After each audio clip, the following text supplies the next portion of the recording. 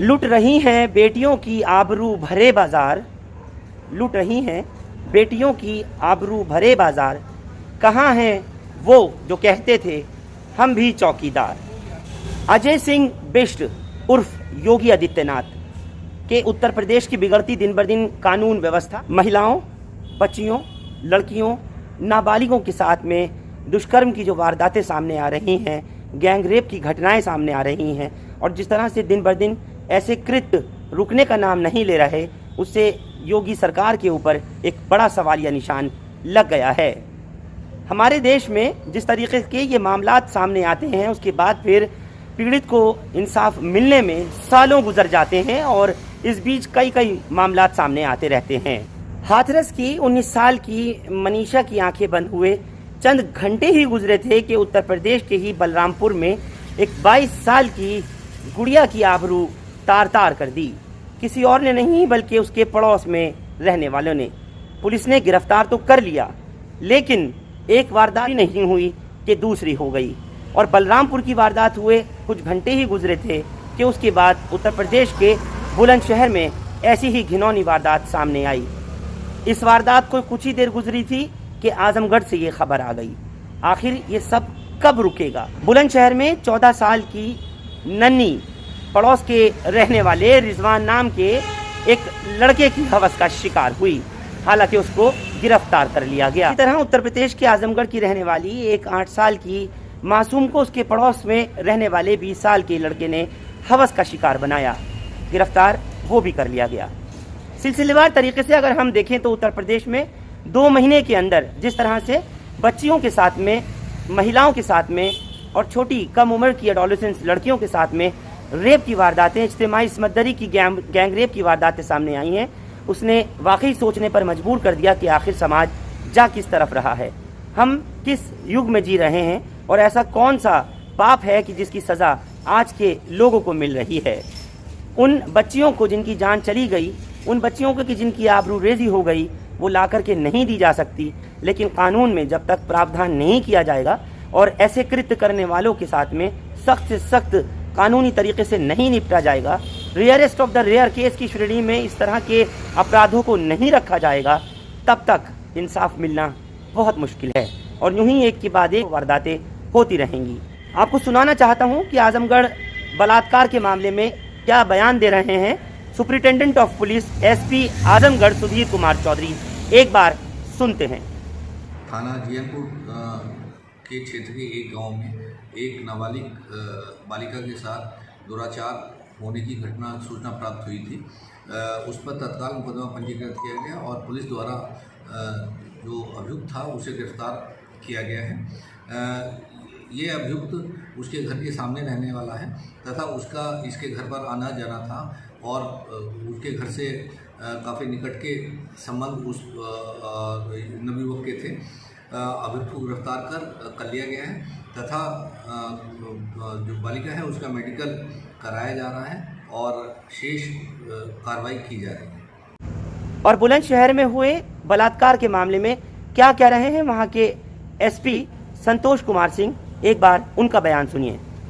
थाना ककोर क्षेत्र में लियाकत अली द्वारा, जो नगला गोविंदपुर गांव के रहने वाले हैं, अपनी 14 वर्षीय बेटी के साथ रेप करने के संबंध में एक तहरीर थाने पे आज शाम को 4:26 पर दी गई, जिसमें उनके द्वारा बताया गया कि उनका पड़ोसी लड़का रिजवान है जो लगभग 20 साल का है, उसके द्वारा रात में उनकी बेटी के साथ रेप किया गया। दिन भर ये लोग आपस में शायद पंचायत आदि करते रहे। शाम को 4:26 पे पहली सूचना थाने पे मिली। इस सूचना पर तत्काल क्षेत्राधिकारी सिकंदराबाद नम्रता श्रीवास्तव और इंस्पेक्टर ककोर मौके पे गए। छानबीन की, जो पीड़िता है उसका मेडिकल परीक्षण कराया जा रहा है, अभियोग दर्ज कर लिया गया है, किए जा रहे हैं और शीघ्र ही उसकी गिरफ्तारी सुनिश्चित कर ली जाएगी। दिल्ली समेत पूरे देश की जनता और खासतौर से उत्तर प्रदेश के लोग बेहद रंज गम और गुस्से में हैं योगी आदित्यनाथ सरकार से, और खुद इनसे ही अजय सिंह बिष्ट से सवाल कर रहे हैं कि आखिर आपसे अगर राज्य नहीं संभल रहा, यहाँ की कानून व्यवस्था नहीं संभाली जा रही, बेटियों की बहनों की आबरू को नहीं संभाल सकते, तो आप छोड़ दीजिए और जाकर के किसी आश्रम में ही रह लीजिए। जा कर के किसी मठ में ही अपना घर कर लीजिए। ऐसे हालात जिस तरह से पैदा हो रहे हैं और बढ़ते हुए इस तरीके की गैंगरेप की वारदातों ने लोगों को सकते में डाल दिया है। लोग आज सड़कों पर हैं। निर्भया की तरह इस वक्त भी जगह जगह कैंडल मार्च किए जा रहे हैं। ओखला के बटला हाउस और शाहीन बाग में भी आज कैंडल मार्च निकाला गया और इन रेप विक्टिम्स को इंसाफ दिलाने के लिए लगातार लोगों का एहतजाज, धरने और प्रदर्शन जारी हैं। कल भी इसी तरह से उत्तर प्रदेश भवन के बाहर इंडिया गेट पे और सब तरफ कैंडल मार्च और प्रोटेस्ट हुए। इंडिया गेट पर भी कैंडल मार्च लोगों ने निकाला, वहां पर भी शांतिपूर्वक तरीके से लोगों ने कैंडल जलाई और उन तमाम पीड़ितों को, जिसमें हाथरस की मनीषा हो या फिर बुलंदशहर की गुड़िया हो, आजमगढ़ की नन्ही हो या जहाँ की भी रहने वाली बच्चियाँ जो कि इस तरह की वारदातों का, ऐसी घिनौनी वारदातों का शिकार हुई हैं, उनके इंसाफ के लिए मोमबत्ती रोशन की और वहाँ से आवाज़ उठाई। इसी तरह से ओखला के बाटला हाउस में एक कैंडल मार्च निकाला गया और तभी उससे थोड़ी देर बाद शाहीन बाग में भी कैंडल मार्च निकाला। देखिए वो तस्वीरें। हमारे लिए जो है ये बहुत दुख की बात है कि हमारी एक बहन मनीषा जो है ऐसी स्थिति में, ऐसे वक्त में ऐसे दरिंदों के हवस का शिकार बनी है। बहुत दुख की बात है ये और ऐसे होता जा रहा है। तो बताइए ऐसे कैसे होगा, कब तक चलेगा, कब तक हम बर्दाश्त करेंगे इस चीज़ को। हम इतनी आत्मनिर्भर हो गए हैं, लेडीज़ जो हैं, लड़कियां जो हैं, उसके बाद हमारे साथ ऐसा हो रहा है तो ये चीज़ बर्दाश्त नहीं की जाएगी। हर जगह वुमेन को हैरेसमेंट और डिस्क्रिमिनेशन फेस करना पड़ता है। क्यों? कब तक चलेगा ये सब?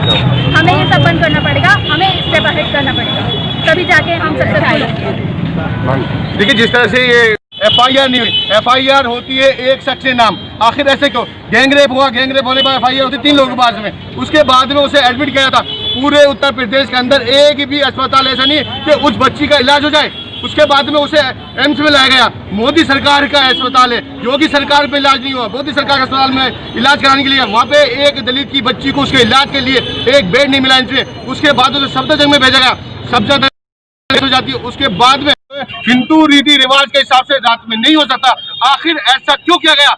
घर में उसके परिवार के संस्कार में एक भी मौजूद नहीं था सदस्य। आखिर ऐसा क्यों? उस बच्ची की जीभ कटी हुई थी, उस गर्दन की जो हड्डी टूटी हुई थी, कमर की हड्डी टूटी हुई थी। आखिर योगी सरकार क्या चाहती है? आखिर कब तक महिलाओं पे, बच्चों पे ये अत्याचार होते रहेंगे? प्रशासन कहाँ था उस टाइम पे जब बच्ची की चीखें निकल रही थी? आखिर 8 दिन तक उसे FIR क्यों नहीं की गई? दोषियों के खिलाफ कार्रवाई क्यों नहीं की गई? पूरी तरह का सरकार नाकाम हुई है और इस तरह की वारदात हमेशा शर्मसार करने वाली है। पीड़िता के लिए हम लोग फांसी की सज़ा की मांग करते हैं। जो भी वो 4 अपराधी थे उनके लिए फांसी की सज़ा हो और जो तत्काल हम जो राज्यपाल से ये मांग करते हैं कि जो यूपी सरकार को तत्काल निलंबित किया जाए। देखा होगा बलरामपुर, बुलंदशहर और आजमगढ़ में अभी घटना हुई। आजमगढ़ में उस लड़की की कमर तोड़ दी गई। तो ये अपनी योगी सरकार में जो अपराधियों के हौसले बढ़े हुए। सेंट्रल डिस्ट्रिक्ट के दरियागंज के करीब दिल्ली गेट के पास भी एक कैंडल मार्च निकाला गया और लोगों ने यही दुआ की कि अब इस तरह की वारदातें, ऐसी घिनौनी हरकतें जो सुनने में आ रही हैं, उन पर विराम लगे, सरकार सख्त हो। देखिए वो तस्वीर दरियागंज के करीब दिल्ली गेट की, जहां कैंडल मार्च निकाला गया।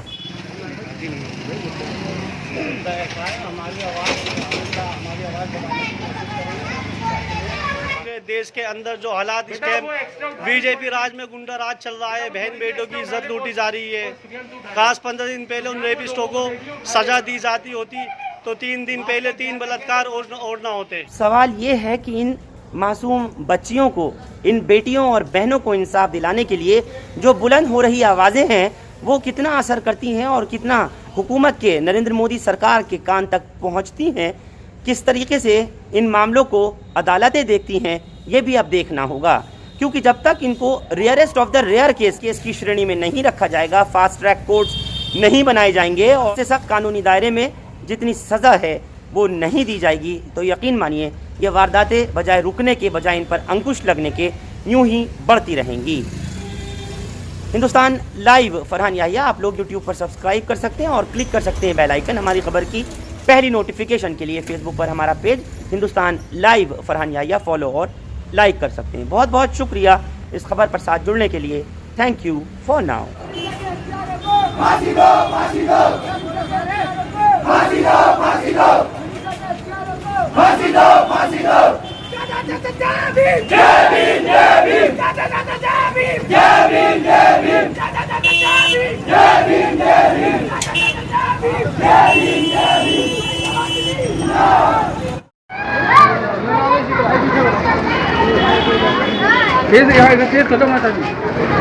करो भाई साहब, ये तो बहुत है।